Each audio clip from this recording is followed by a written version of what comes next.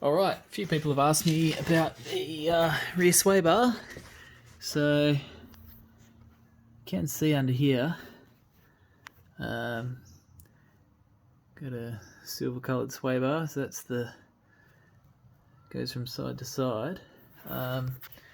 Just got some brackets that we've welded onto the axle.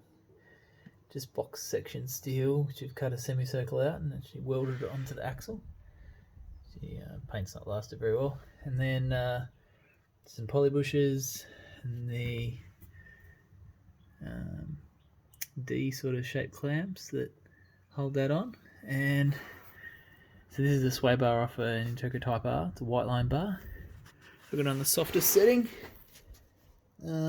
Just got some end links from I think that might have been from a BMW, I don't know, maybe an E36 M3 or something, probably aftermarket.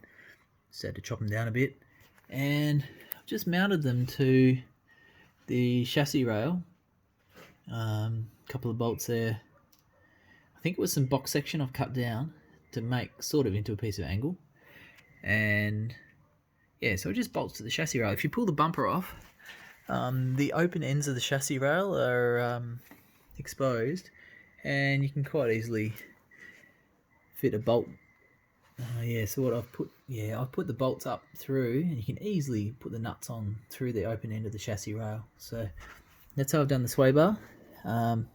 Quite stiff, very stiff, especially for a car like this with pretty much standard suspension. It's oversteer central. You don't want to lift off the throttle too quick. It'll send you into the weeds, but it's okay in the dry. She'll happily tripod around the place, but yeah, in the wet she'll spin out pretty easy. So